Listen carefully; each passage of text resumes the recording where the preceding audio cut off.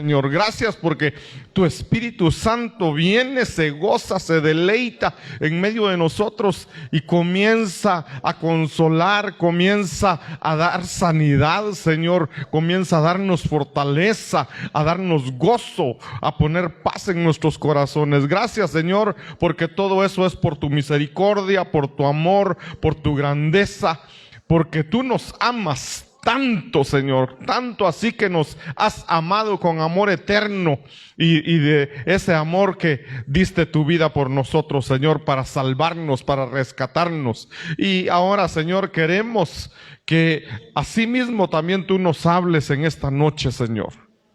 Danos de tu palabra, danos de ese alimento espiritual que nuestro espíritu necesita, Señor. Háblanos, Señor, conforme a tu misericordia, conforme a tu gracia, conforme a tus propósitos. Usa mi boca, Señor, para hablarnos, para decirnos eso que tú tienes en tu corazón para nosotros, Señor, en el nombre de Jesús. Gracias, Padre bendito. Amén y amén. Gloria a Dios. Fuerte el aplauso para nuestro Dios. Y el tema de esta noche es pelea por tus promesas. Tal vez es un tema, pareciera como que repitiendo. Hace unos días prediqué sobre algo así, era arrebata tus promesas. Y pareciera lo mismo, pero no es lo mismo. Y tal vez debería de ponerle otro nombre, pero al final lo dejé así, porque fue lo que tenía en mi corazón. Y el Señor me empezó a dar palabra, me empezó a dar versos. Y entonces quiero que lo veamos de esta manera. Cada uno de nosotros tiene promesas personales que Dios nos ha dado. Hay promesas, para muchos de nosotros hay promesas y tal vez alguno recibió promesa y el Señor le dice: tú vas a llegar a ser grande, tú vas a ser poderoso, tú vas a ser un ministro, tú vas a tener tu casa, tú vas a tener una familia grande, o tus hijos van a ser empresarios, tus hijos van a ser graduados de la universidad con doctorados. Y a veces el Señor le habla a uno y le da esas promesas personales, pero también hay promesas que Dios dejó en su palabra, que no son personales, sino que son para el pueblo de Dios, son para la iglesia, son para nosotros. Y entonces esas promesas que están en la Biblia, también debemos de pelear por esas promesas. Todas las promesas, mis hermanos, todas las promesas tienen una condición. Las promesas no son gratis. Claro, pareciera que fueran gratis, porque uno escucha las promesas y dice el Señor: yo estaré contigo. Esa es una promesa. Esa es una promesa que dice: yo estaré contigo todos los días hasta el fin del mundo. Pero busquemos dónde está esa promesa y acompañado de qué. Yo puedo recordar, esa promesa aparece en varias partes de la Biblia. Pero puedo recordar una de las que en las que aparece esa promesa. Mateo 28, 19 y 20. Que dice: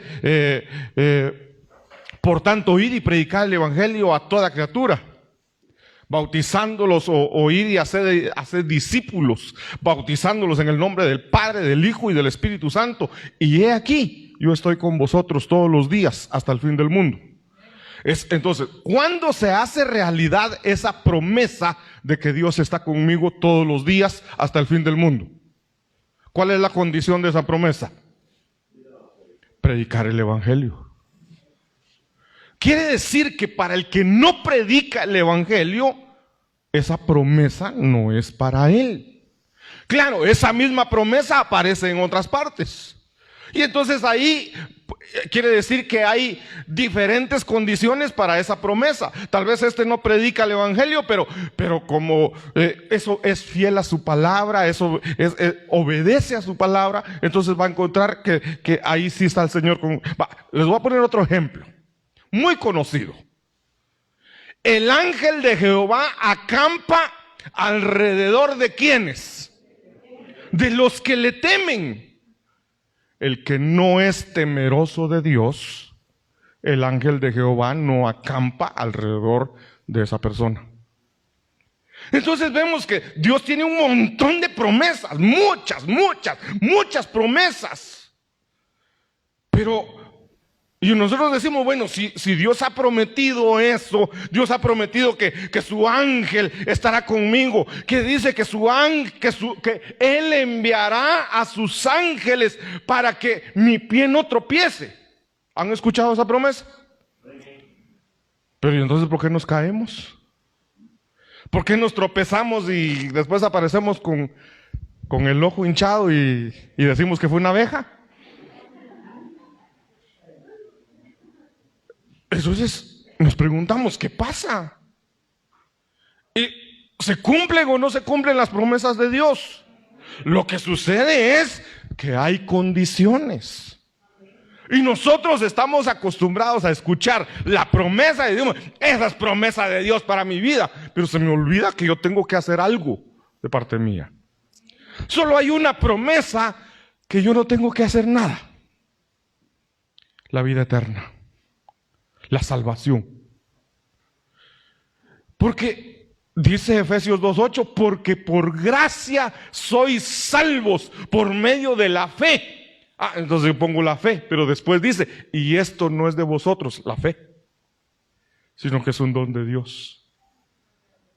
Entonces yo tengo que creer en el sacrificio que hizo nuestro Señor Jesucristo. Yo tengo que creer que Él murió por mí. Tengo que reconocer que soy pecador y que me tengo que arrepentir y decir gracias, Señor, porque tú diste tu vida por mí. Tú pagaste el precio de mi rescate y ahora soy salvo. Pero todo eso el Señor me lo dio. Él me dio la fe para que yo creyera en eso. Entonces ahí la salvación es gratis, es una promesa de Dios y dice que cuando nosotros recibimos a Cristo en nuestro corazón, viene el Espíritu Santo a morar dentro de nosotros, que es las arras, que es la garantía de nuestra salvación. Entonces Él nos da una garantía de que somos salvos, su mismo Espíritu morando dentro de nosotros. Esa es la única promesa que es gratis. Todas las demás promesas hay que pagarlas. Entonces ya dijimos, ¿cómo se paga la promesa de el ángel de Jehová acampa alrededor de los que le temen y los defiende? ¿Cuál es el pago? Temer a Dios. Otra promesa.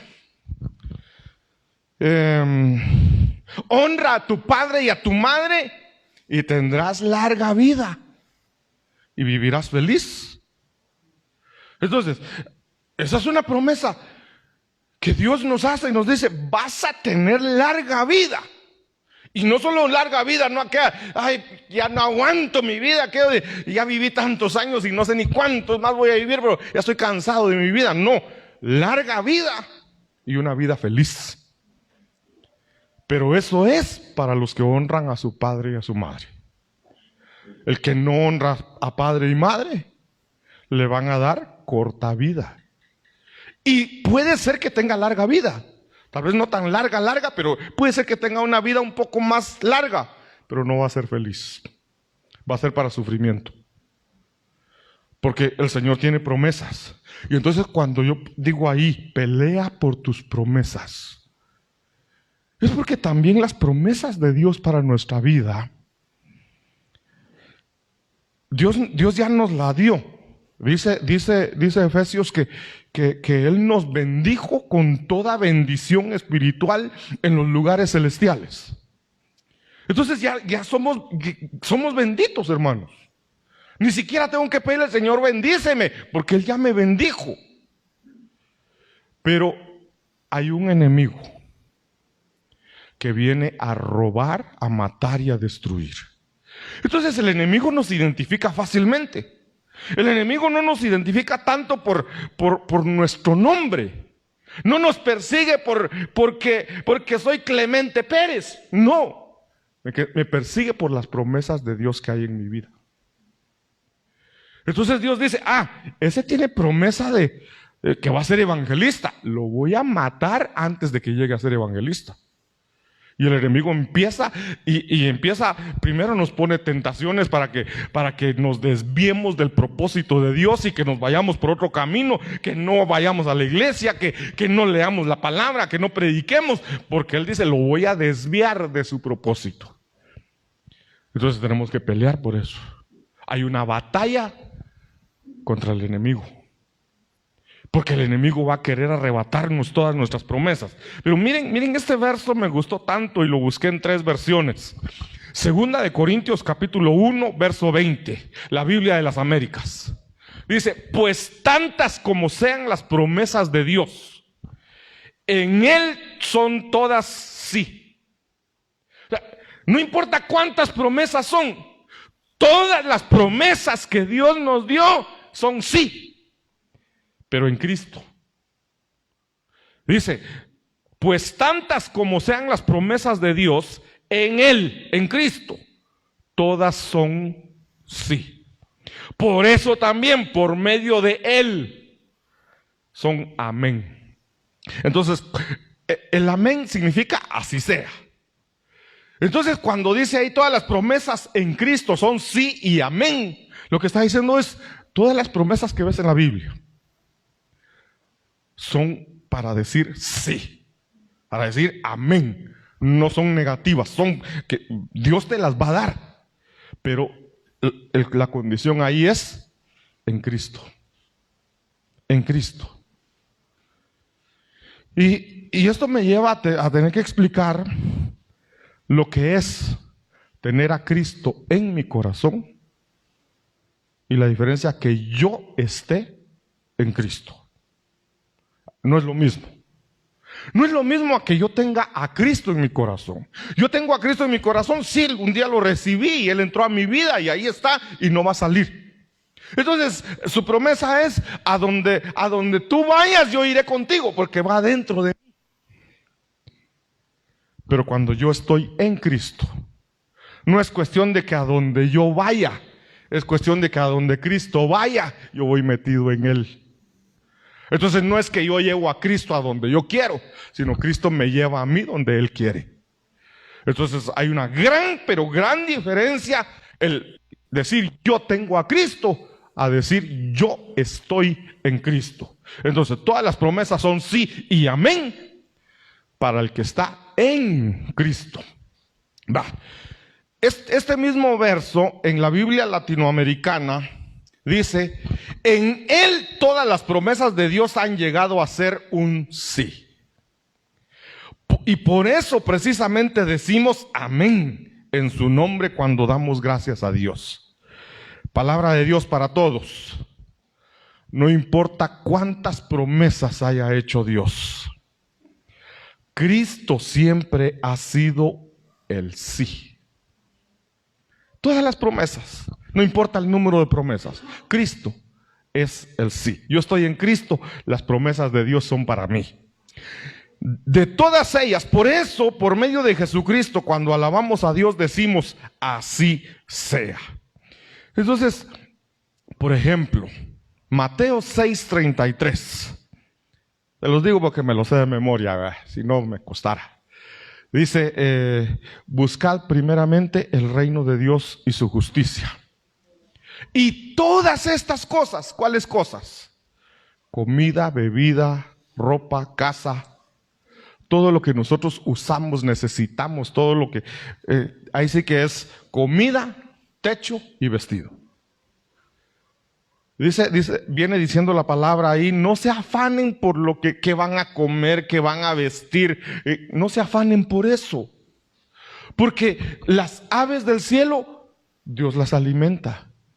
No les falta nada.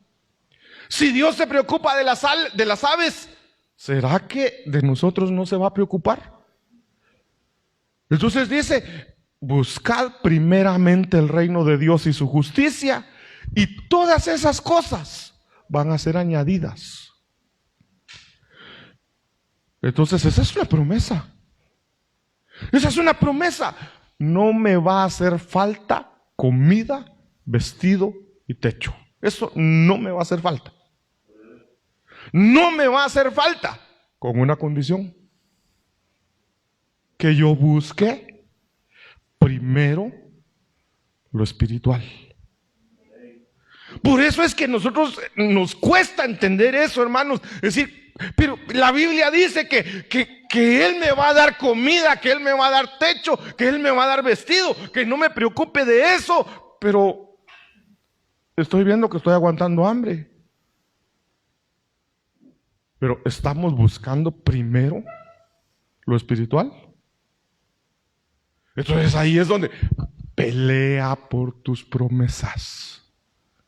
¿Cómo vamos a pelear por las promesas?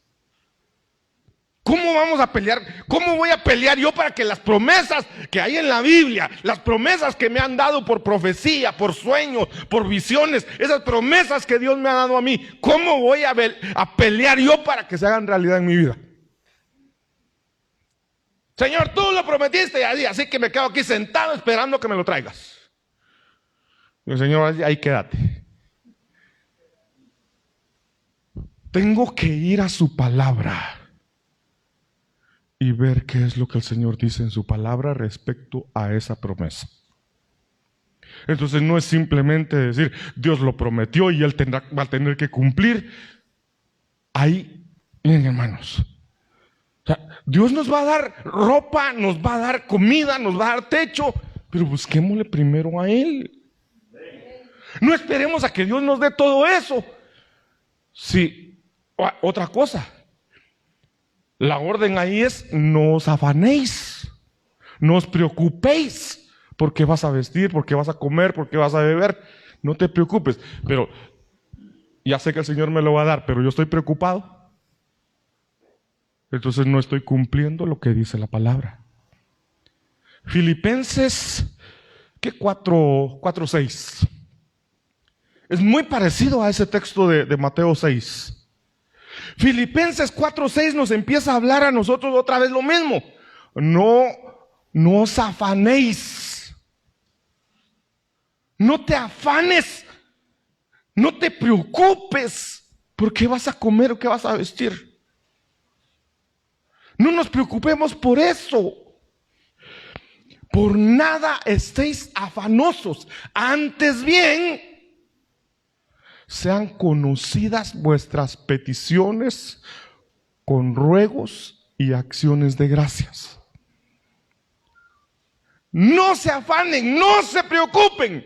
Antes de eso, antes de preocuparte, antes de andar ahí sufriendo y tronándote los dedos, clama a Dios. Eso es lo que dice ese verso. Antes bien sean conocidas vuestras peticiones delante de Dios con acción de gracias. ¿Por qué? ¿Por qué la petición debe de ser con acción de gracias? Señor, te pido que me des comida para mis hijos para mañana, Señor, porque ya no tengo nada. ¿Y la acción de gracias? Gracias, Señor, porque yo creo en tu palabra. Gracias, Señor, porque yo sé que para mañana voy a comer, aunque ahorita no tenga nada. La acción de gracias va a mostrar tu fe. Si tú no le agradeces, ¿cómo le voy a agradecer sin saber si me lo va a dar? No tienes fe. Entonces lo que la Biblia está diciendo es: pídele al Señor y de una vez dile gracias, creyendo que te lo va a dar.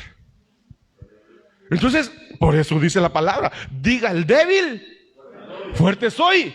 Estoy débil, pero yo sé que el Señor me va a dar fuerzas. Y entonces ya me veo fuerte. Entonces, no se trata de solo ver la palabra superficialmente. Va a necesitar primero conocimiento de la palabra.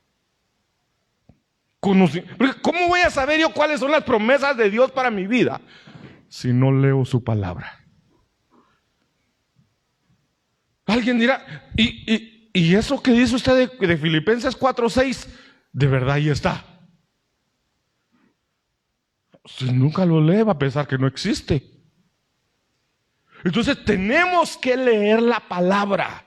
Tenemos que acercarnos a la palabra y leer y buscar qué es lo que dice la palabra, porque ¿qué más promesas hay? Hay muchísimas. Hay muchas Hay infinidad de promesas. Y en Cristo son todas sí y amén. Va. No los veo muy convencidos. Miren pues. Dice 1 Corintios capítulo 10, versículos 3 al 4. Ya quedó claro que hay muchas promesas de Dios para nuestras vidas. Está claro, hay muchas promesas. Podemos seguir buscando promesas y encontrar todas las promesas y encontrar las condicionantes que hay ahí. Porque como les digo, cada promesa tiene una condición para que se cumpla. No es nada más así de ya está ahí la promesa y que se cumpla. No, hay una condición. Y cuando se cumple la condición, la promesa viene. Ahora, quiero que veamos un ejemplo. Dice 1 Corintios 10, 3 en adelante. Dice, y todos comieron el mismo alimento espiritual. Y todos bebieron la misma bebida espiritual. Porque bebían de una roca espiritual que los seguía. Y la roca era Cristo. Está hablando del pueblo de Israel cuando salió de Egipto y empezó a cruzar el desierto. Durante 40 años todo Israel estuvo comiendo lo mismo que comían todos. No había alguien que comía, es que yo tengo más dinero y entonces yo como, hoy comí gallina, mañana quiero pavo, pasado quiero cochito y no. Todos comían lo mismo. Todos comieron del maná. Y todos bebieron del agua de la roca, que era Cristo. Y el maná, dice en San Juan, que Jesucristo es el pan vivo que descendió del cielo. Entonces todos comieron y bebieron de Cristo. Todos. El verso 5 dice, sin embargo, Dios no se agradó de la mayor parte de ellos, pues quedaron tendidos en el desierto. Cuando Moisés va a Egipto, le dice a su pueblo, le dice a Israel, miren, el Señor me mandó a libertarlos. El Señor me mandó para que yo los lleve. Y Él dice que nos va a dar la tierra prometida, una tierra de abundancia, una tierra que fluye leche y miel, una tierra, y empieza a explicarles la promesa de Dios. ¿Cuál era la promesa de Dios? La tierra prometida. ¿Cómo era la tierra prometida? Dice, ustedes van a habitar casas que no edificaron. Van a ir a cosechar, solo de entradita, van a encontrar plantaciones de maíz, de uva, de olivos y de todo lo que habían allá, ¿verdad? Van a ir a cosechar y ustedes ni siquiera sembraron. Van a habitar casas que ustedes no edificaron. Va a ser una tierra de abundancia. Entonces todo el pueblo de Israel se emocionó y dice, bueno, hay una promesa. Vamos hacia la promesa. Y salen de Egipto. Apenas avanzaron un poco. ¿Y qué pasó? Empezaron a murmurar. Se les acabó el agua. Empezaron a murmurar. Y Dios les dio agua. Que queremos comida, Dios les dio el maná. Hasta blasfemaron porque hablaron mal, dijeron, ese maná, ya estamos aburridos de esa comida. Cuando era el pan del cielo, era pan de ángeles. Pero entonces yo veo acá que dice el Señor, la promesa era para todos. ¿Quiénes recibieron la promesa? Según este verso dice, sin embargo, Dios no se agradó de la mayor parte de ellos, pues todos murieron en el desierto. ¿Quiénes se salvaron de los que no murieron en el desierto? Los niños y Josué y Caleb. Todos los de 20 años para arriba murieron en el desierto. ¿Por qué murieron ellos? ¿Cuál fue la razón de que ellos murieron en el desierto y no alcanzaron la promesa? La promesa era para todos. ¿Por qué? Porque ellos no entraron a la tierra prometida. Ellos tenían esa promesa de abundancia para ellos. Porque cuando fueron los 12 espías a ver la tierra prometida. Vieron gigantes y dijeron, no entremos, no vayamos, porque esos son gigantes, nos van a matar, nos van a destruir, nos van a comer. No creyeron. Y aunque Josué y Caleb les dijeron, nosotros tomemos posesión porque Dios no está con ellos, Dios está con nosotros. Y por más que hablaron, intentaron apedrearlos a ellos. Entonces la promesa era para todos, pero no todos entraron. Hay promesas para nosotros. Una de las promesas hermosas que hay es el arrebatamiento. Esa es una promesa hermosa. El Señor viene pronto por su iglesia a llevarlo. Y entonces dice, segunda de Tesalonicenses 4:16, dice, y los muertos en Cristo resucitarán primero, y luego nosotros los que estemos vivos nos uniremos a ellos y seremos arrebatados juntamente con ellos en las nubes y nos encontraremos con el Señor. Esa es una promesa. ¿Para quiénes? Para aquellos que estén en Cristo. No, otra vez, esa promesa no es para todos. Es una promesa, es un galardón, es un premio. Entonces, para aquellos que viven una vida de qué aburrido ser cristiano. Esos cristianos tan aburridos. No, yo voy a ir a echar mis traguitos. Yo voy a ir a la playa y voy a ir a la playa. No es malo. No es malo. Aún en la pandemia. No es malo. Lo malo es, ¿para qué ir a la iglesia? Mejor me voy a la playa. Buscad primeramente. Primero. Lo espiritual. Ya fuiste a la iglesia, ya le diste lo primero a Dios. Ahora te puedes ir a la playa. Pero hacer a un lado lo espiritual por preferir las cosas del mundo, lo material, eso sí es malo.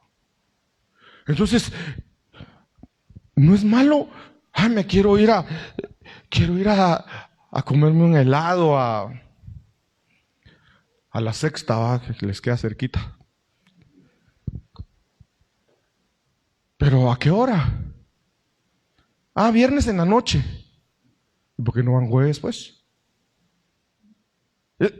Es un ejemplo. ¿Por qué no van sábado? No, viernes, a la hora del culto. Buscar primeramente el reino de Dios. Hermanos, no podemos hacer a un lado lo espiritual por darnos lujos.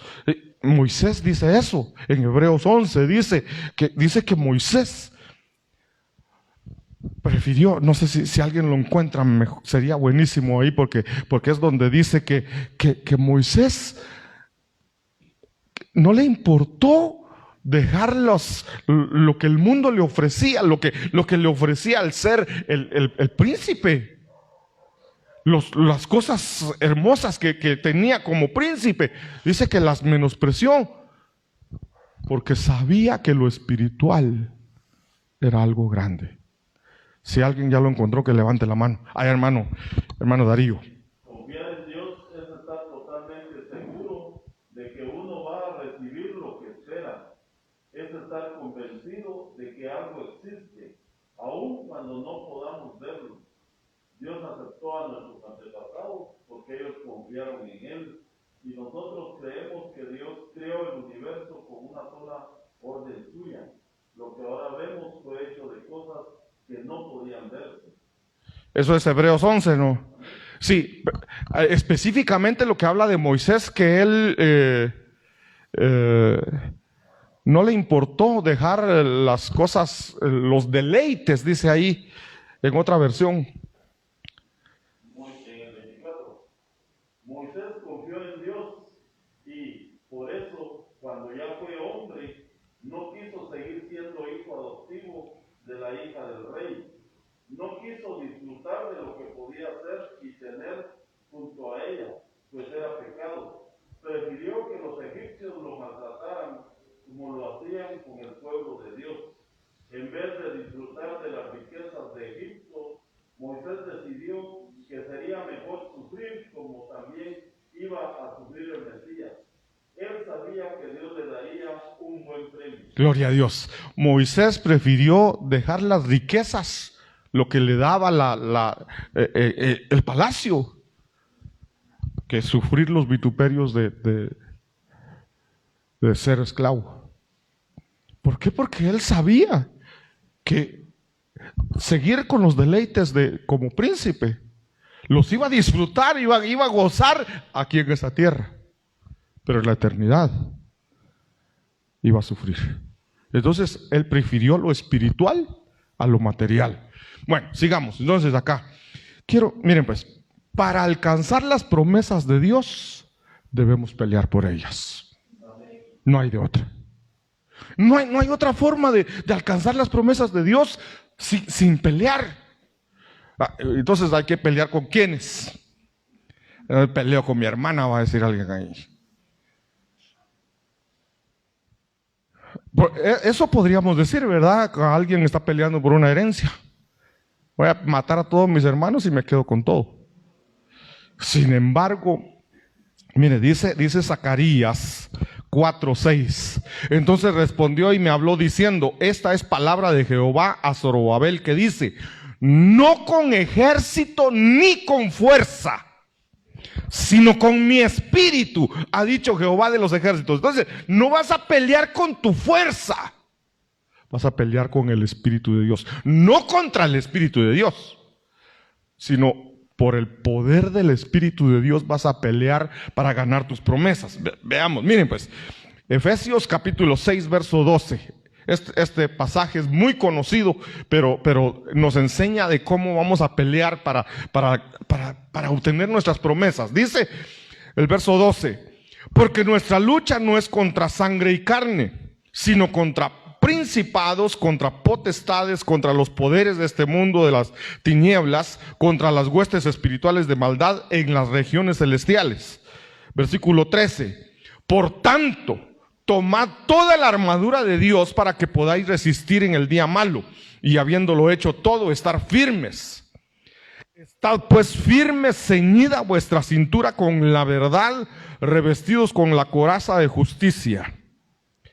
Verso 15: y calzados los pies con el apresto del evangelio de la paz, en todo tomando el escudo de la fe, con el que podáis apagar todos los dardos encendidos del maligno.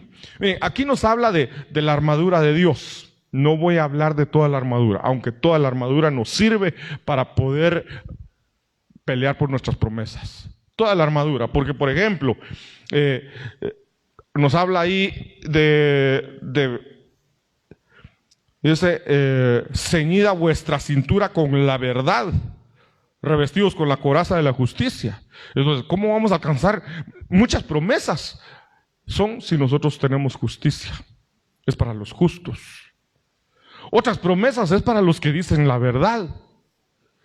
Entonces, dice, y conoceréis la verdad, y la verdad os hará libres. Entonces la verdad nos hace libres, es una promesa. Pero yo quiero enfocarme más en este versículo de Efesios 6:17. Zacarías, el versículo que leímos de Zacarías que decía: no es con fuerza ni con ejército, sino con mi Santo Espíritu. Entonces ahí Zacarías nos dice: vas a pelear, pero no con puños, no gritándole a la gente, no peleando con la gente. Vas a pelear con el Espíritu de Dios. Y ahora aquí Efesios 6:17 dice: tomad también el yelmo de la salvación y la espada del Espíritu, que es la palabra de Dios. Ahora, entonces, Zacarías nos dice que vamos a pelear no con nuestra fuerza, ni con ejército, no con la fuerza humana. Vamos a pelear con el Espíritu. Y aquí dice que el Espíritu, que la espada del Espíritu es la palabra de Dios. Entonces vamos a pelear con una espada. Pero la espada es del Espíritu. Y esa es la palabra de Dios. Ahora, miren pues, Entremos ya al tema entonces. Dice, lo repetí acá, tomad también el yelmo de la salvación. Es que no se los había proyectado a ustedes. Ahí está. Perdón, hermanos. Dice, tomad también el yelmo de la salvación y la espada del Espíritu, que es la palabra de Dios. Miren, sin la palabra de Dios no vamos a poder ganar ninguna batalla. ¿Cómo vamos a querer nosotros ganar y digamos que las promesas de Dios se hagan realidad en mi vida si no leo la palabra? ¿Cómo me voy a dar cuenta que esa promesa está ahí si no la leo? ¿Cómo voy a saber cuál es la condición que yo tengo que cumplir si no sé cuál es? Entonces, por eso dice que debemos de pelear con la espada del Espíritu, que es la palabra de Dios. Génesis 27:40, hay un ejemplo acá y dice, por tu espada vivirás, le dicen a Esaú. A Esaú le dicen, por tu espada vivirás. ¿Qué nos dice eso a nosotros? Por la palabra de Dios viviremos.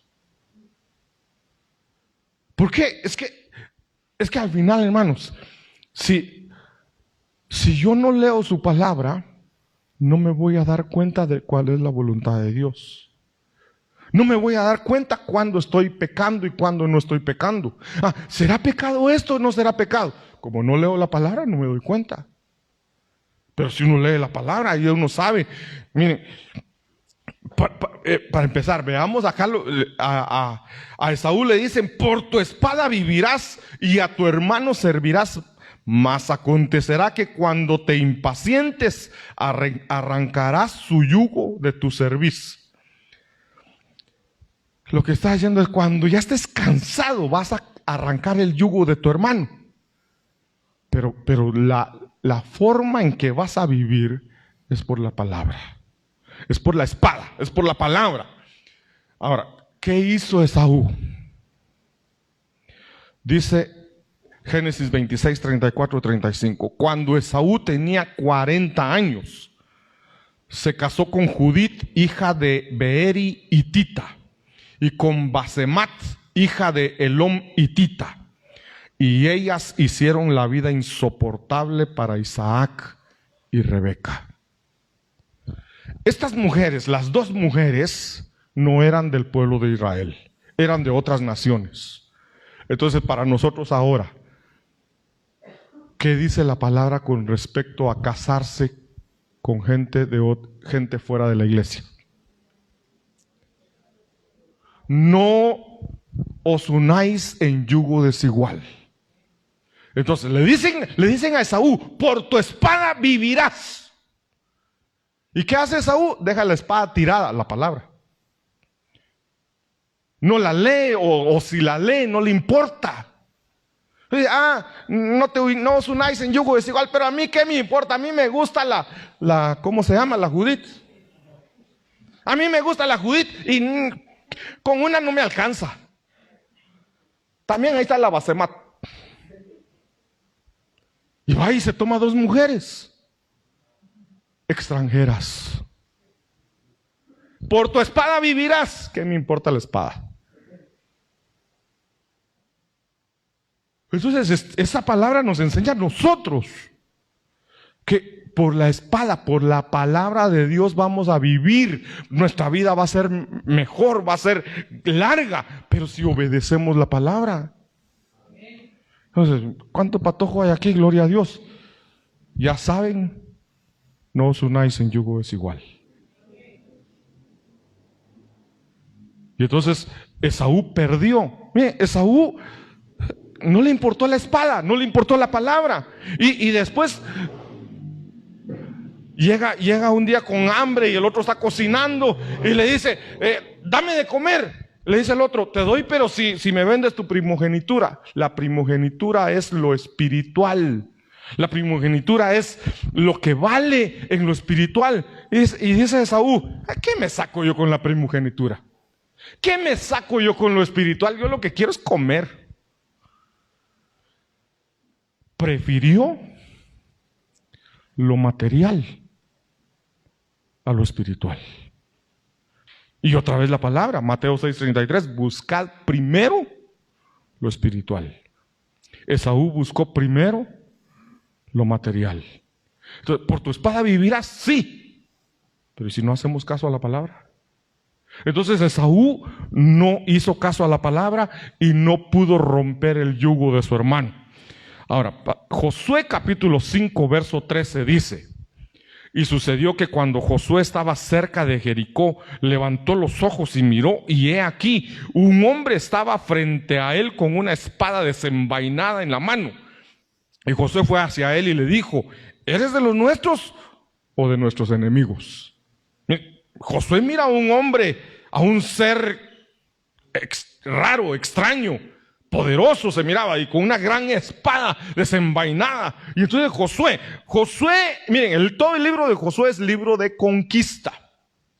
Josué es un conquistador. Josué sabe usar muy bien la espada. Y entonces ve a un ser ahí con una espada desenvainada, va y le habla: ¿eres de los nuestros o vienes en contra nuestra? Como quien dice, si venís en contra, aquí estoy listo. Si eres de los nuestros, pues dime qué quieres.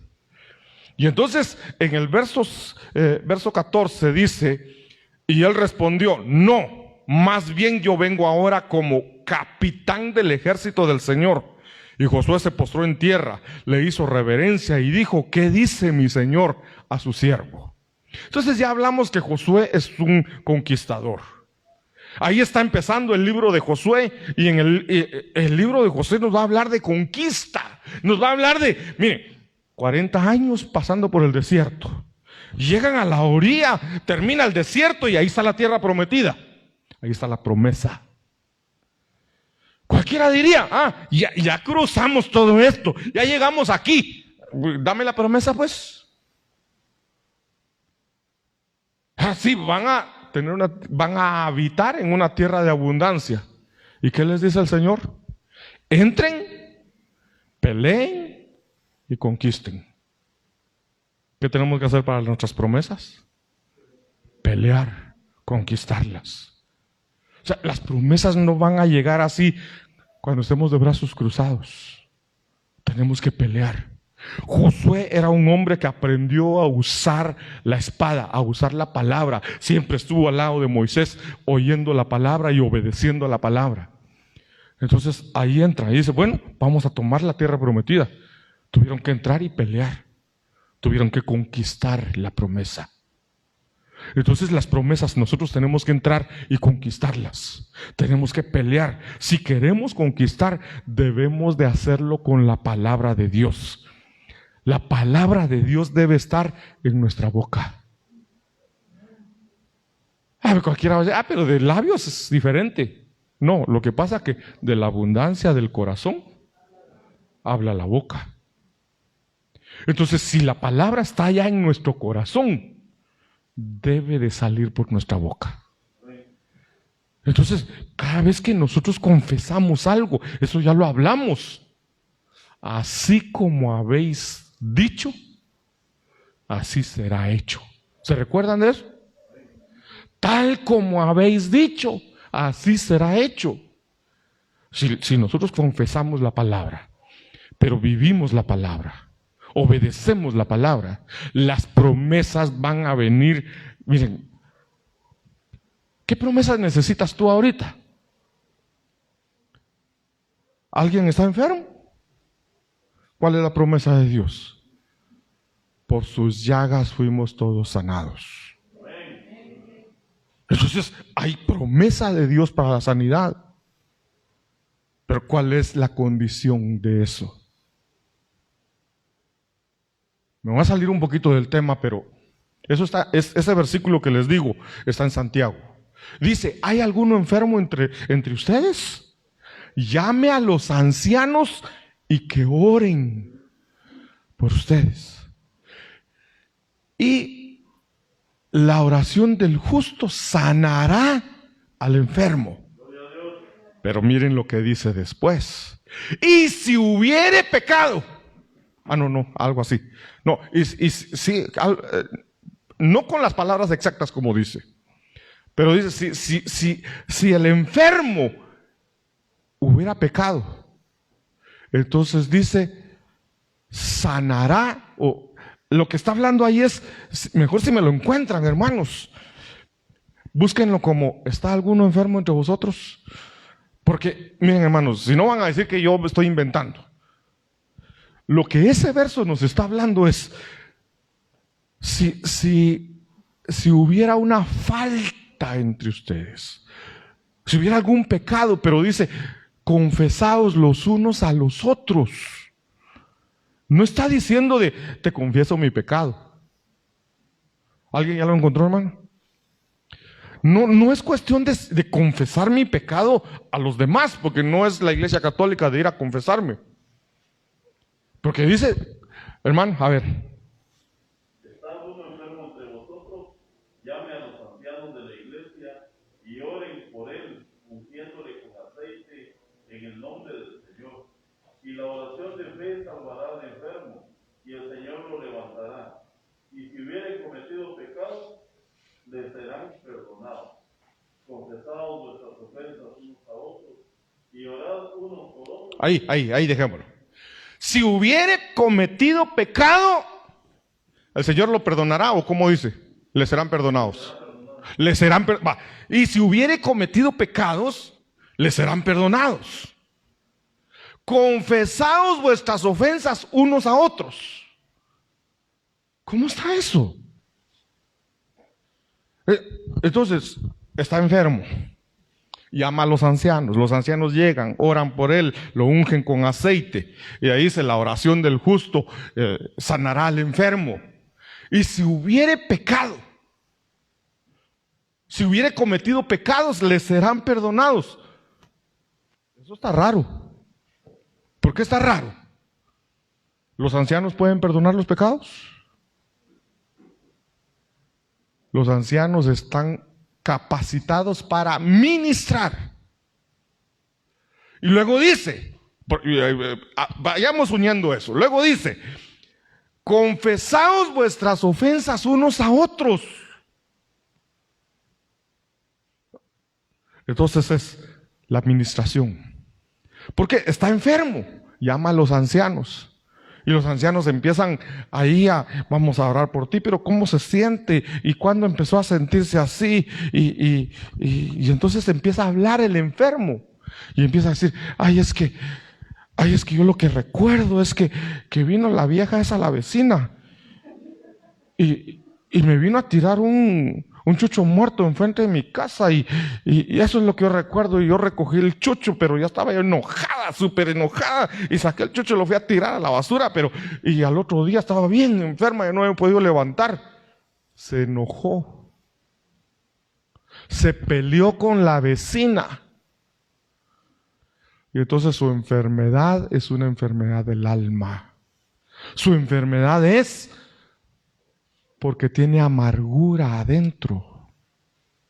Está enojada, está peleando. Y entonces los ancianos van escuchando.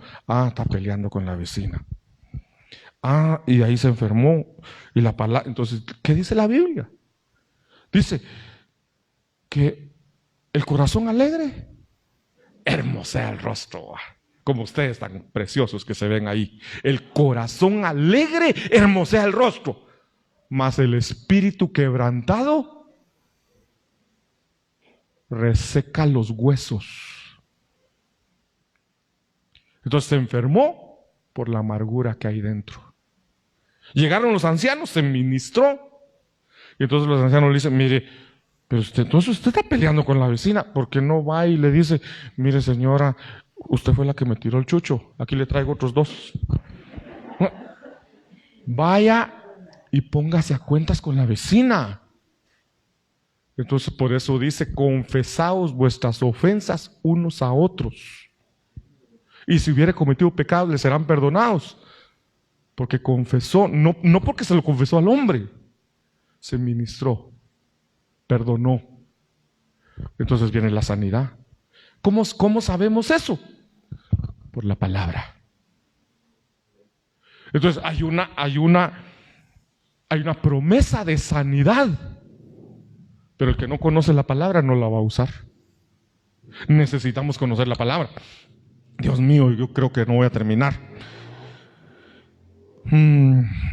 Segundo de Samuel 23:10. Dice, este se levantó e hirió a los filisteos hasta que su mano se cansó y quedó pegada su mano a la espada. Aquel día Jehová dio una gran victoria y se volvió el pueblo en pos de él tan solo para recoger el botín. Uno de los 3 valientes de David. Miren, David tenía muchos valientes. Tenía 33, pero entre esos 33 habían 3 de los buenos. Este es uno de los 3 valientes. Dice que lo dejaron solo.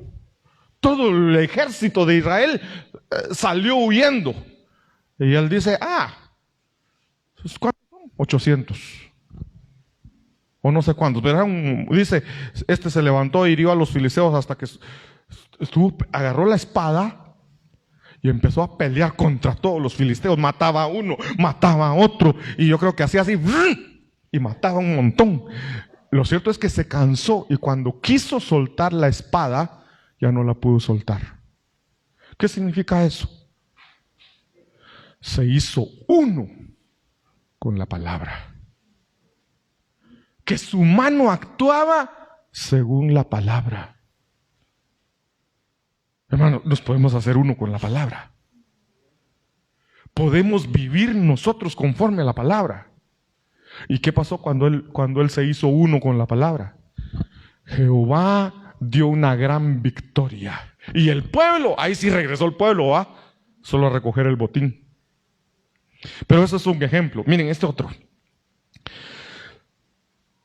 Verso 11, segundo de Samuel 23:11. Después de este fue Sama, hijo de Age, Ararita.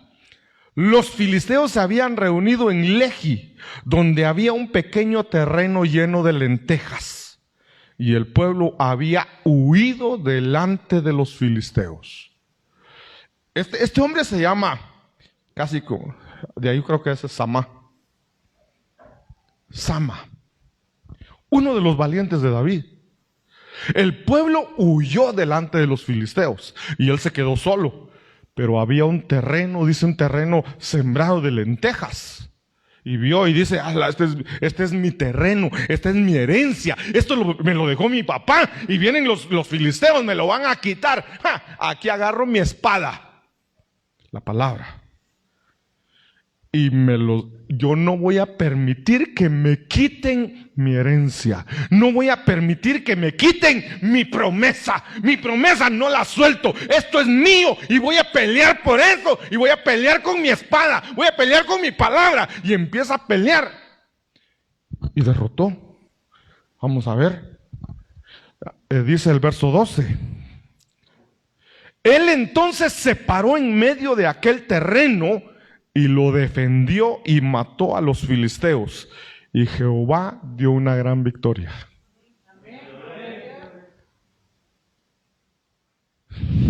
El enemigo te ha querido quitar algo que te dieron. Este hombre tenía una herencia. Los filisteos llegaron para quitársela. Y él dijo, ¿qué me van a quitar? ¿Me van a quitar la cosecha? ¿Me van a quitar mi promesa? Que se venga el primero, pues. Hermanos, tenemos que aprender a usar la espada.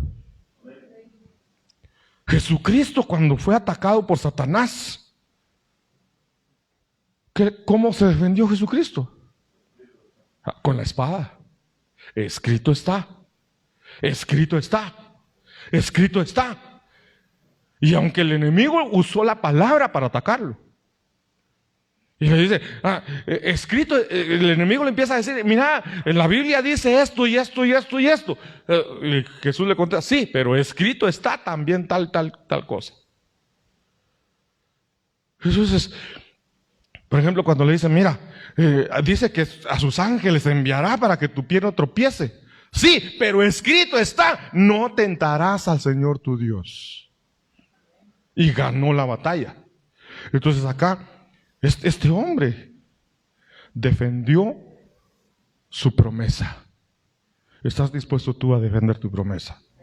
A pelear por tu promesa. Ahí vienen los filisteos, que se lleven todos si quieren.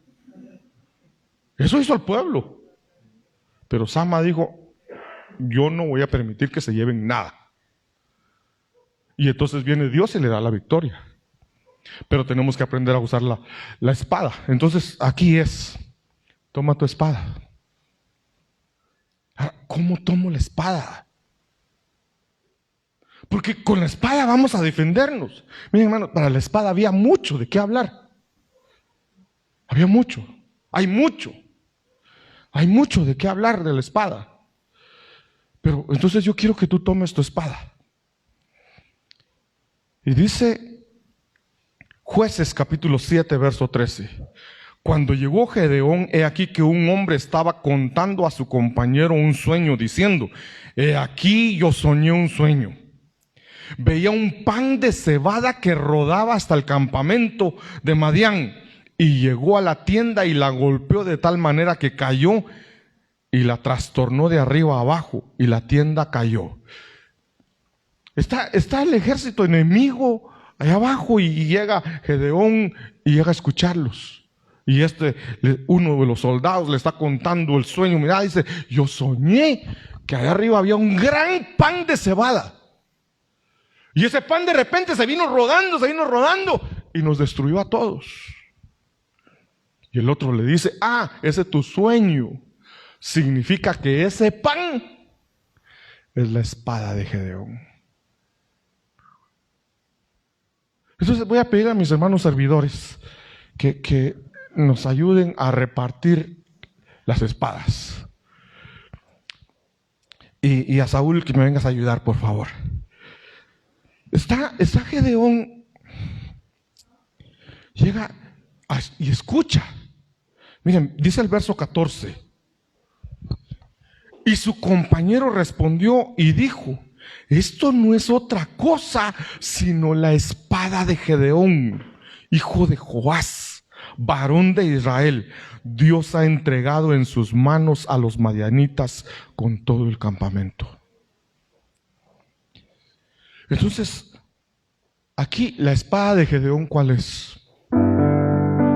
Ayuden, hermanos, ayuden. ¿Cuál es la espada de Gedeón? ¿Alguien que me ayude? ¿Cuál es la espada de Gedeón? Es el pan. Es el pan de cebada. Porque dice: yo soñé que había un gran pan de cebada. Y ese pan vino y nos destruyó. Y el otro le dice: ese pan, esto no es otra cosa sino la espada de Gedeón. El pan es la palabra de Dios. El pan es figura de la palabra. La espada es figura de la palabra. Entonces, el pan, tú necesitas comerte el pan. Tú necesitas alimentarte de la palabra. Necesitamos, hermanos, gracias, hija. Miren, ¿cuántos panes se comen ustedes en la mañana? ¿Cuántos panes te comes en la mañana, mija? No, desayuno. Bien, sí. ¿Cuántos? 3 panes. Y en el almuerzo, tortilla. ¿Cuántas tortillas te comes en el almuerzo? Algunos se comen así como 5 quetzales. Y otros se comen una tortilla, 2, 3. Pero puedes pasar un día sin comer. Entonces nuestro cuerpo necesita el alimento físico. Nuestro espíritu, nuestro ser interior necesita alimentarse. ¿Cómo vamos a alimentar nuestro espíritu? Con la palabra. Por eso Zacarías dice: no es con ejército, no es con fuerza, no es con... Miren, en otra versión dice: no es con espada ni con ejército. Pero no es la espada de la palabra, no es la espada humana, no es el poder humano, es el Espíritu de Dios. Entonces vamos a alimentar nuestro espíritu con la palabra. Entonces, ¿cómo vas a tomar tú la espada? Porque vamos a pelear por nuestras promesas. Vamos a pelear la batalla que hay que pelear. Y dice: tomando la armadura de Dios. vestidos con toda la armadura de Dios, y entre esa armadura está la espada. Entonces tenemos que vestirnos con la espada. Pero ¿cómo vas a tomar la espada? Entonces Gedeón, el pan representa la espada para Gedeón. Ahora miren este otro verso, primer libro de Samuel 21:6. Así el sacerdote le dio el pan sagrado, porque ahí no había otro pan sino los panes de la proposición, los cuales habían sido quitados de la presencia de Jehová para poner panes calientes el día en que aquellos fueron quitados. Llega David y llega al sacerdote y le dice: mira, ¿tienes pan para comer? El sacerdote dice: no hay pan común, solo hay pan sagrado. Y entonces el sacerdote le dice: bueno, si te has guardado por lo menos de mujer, cómete ese pan.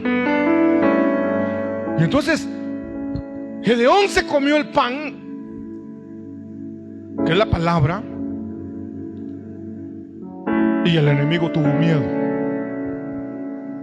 David se come el pan sagrado, el pan que es la palabra. Y en el siguiente verso, en el verso 9, le dan la espada. Dice: y el sacerdote respondió: la espada de Goliat el filisteo, al que tú venciste en el valle de Ela, está aquí envuelta en un velo detrás del efod. Si quieres tomarla, tómala, porque aquí no hay otra cosa, no hay otra sino esa. Y dijo David: ninguna como ella, dámela. Entonces el enemigo dice: hay un pan, esa es la espada de Gedeón. A David le dicen: te comiste el pan, toma la espada. Entonces, pongámonos de pie, mis hermanos, por favor. Yo quiero ministrar este pan. ¿Ya todos tienen pan? ¿Nadie falta? Yo quiero que hoy te comas este pan aquí. Aquí puedes comértelo con toda confianza. Es decir, este pan es un símbolo profético de que así como te comes el pan físico, te vas a comer el pan de la palabra. En el nombre de Jesús, cierra tus ojos y dile: Señor, yo quiero alimentarme de tu palabra. Hoy, Señor, comiéndome este pan, tomo la espada para pelear por mis promesas. Cómete el pan. Cómete el pan. Es un símbolo profético. Es un acto profético en el que tú te estás comiendo el pan, figura de la palabra. Te estás alimentando de la palabra, y cuando te comes el pan, simbólicamente estás tomando la espada.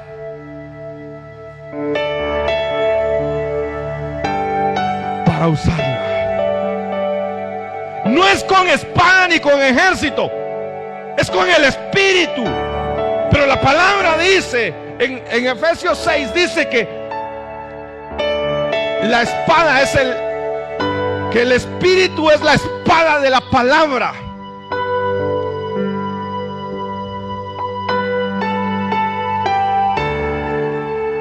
Y lo voy a leer. Dice: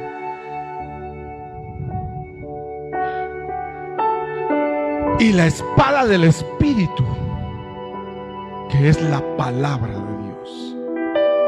Entonces, tu batalla, tu guerra, la vas a librar con la espada del Espíritu.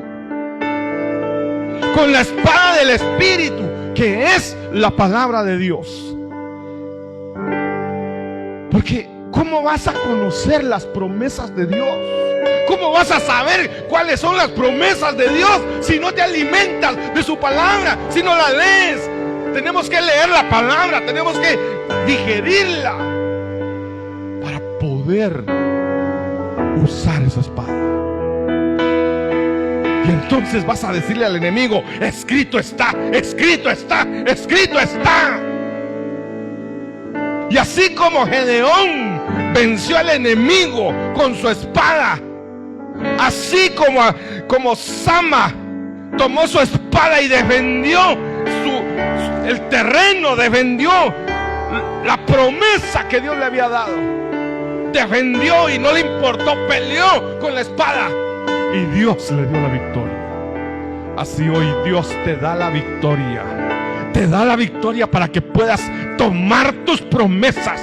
Pero necesitas conocer su palabra. Necesitas usar la espada. Necesitas tomar la espada. Necesitas alimentarte con ese pan. En el nombre de Jesús.